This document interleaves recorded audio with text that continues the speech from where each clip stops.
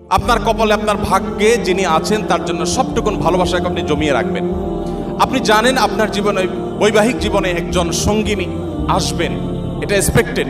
কিন্তু আপনি এখন থেকে যদি কোথাও প্রেমের নামে অবৈধ সম্পর্ক করেন, অবৈধ রিলেশন করেন, হারাম সম্পর্ক স্থাপন করেন, তাহলে দিন শেষে আপনি কিন্তু আপনার সেই হবু স্ত্রীর সাথে বিশ্বাসঘাতকতা করবেন।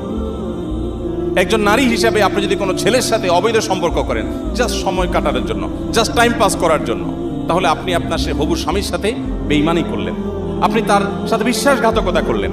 গোটা পৃথিবী বলবে আপনার যৌবনকে আপনি এনজয় করেন, আপনি যৌবনের উচ্ছলতায় হারিয়ে যান, আপনি ভোগ করেন। ইসলাম আপনাকে বলবে আপনি কন্ট্রোল করেন, আপনি নিজেকে নিয়ন্ত্রণ করেন, তারুণ্যে যেন কালিমা না লাগে। আমাদের মুখতার ভাই বিবাহ সম্পর্কে বলছিলেন, একজন মুসলিম তরুণ তার তারুণ্যে মনে চাইলো আর কোনো পাপাচারে লিপ্ত হয়ে গেলেন, আল্লাহর অবাধ্য হয়ে গেলেন, বিবাহ বহির্ভূত কোনো সম্পর্কে জড়িয়ে পড়লেন। এটি কোনো মুসলিমের সাথে অন্তত যায় না। একজন মুসলিম তরুণ এতটা ঢিলা হওয়া উচিত না।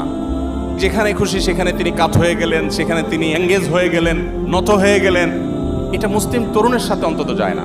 বিশেষ করে কোনো মানুষ বিবাহিত লাইফে থাকলে, তিনি যুগলবন্দি জীবনে থাকলে অন্য কারোর সাথে সম্পর্ক রাখাটাকে গোটা পৃথিবীর সকল সমাজ খারাপ মনে করে।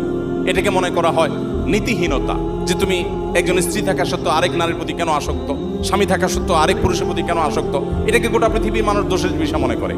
নবী করিম সাল্লাল্লাহু আলাইহি ওয়াসাল্লাম যে জীবন দর্শন আমাদেরকে দিয়ে গেছেন সেটা এর চাইতে আরো কয়েক ধাপ এগিয়ে। সেটা হলো আল্লাহ আপনাকে যে তারুণ্য দিয়েছেন, এ তারুণ্যের সবটুকুন ভালোবাসা আপনি জমিয়ে রাখবেন আপনার সে জীবন সঙ্গিনীর জন্য।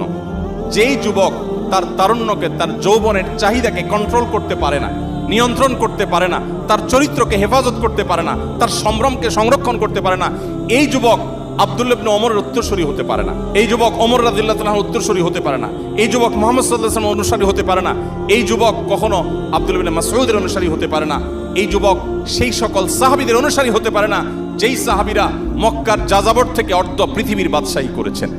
আপনি তাদের অনুসারী, সেই নবীর উম্মত যে নবী তার যৌবনকে হেফাজত করেছেন এবং হেফাজত রাখতে বলেছেন। অতএব এই সংগ্রামে আমাদেরকে জিততে হবে এবং জয়ী হতে হবে। আল্লাহ তাআলা আমাদের সবাইকে সেই তৌফিক দান করুন।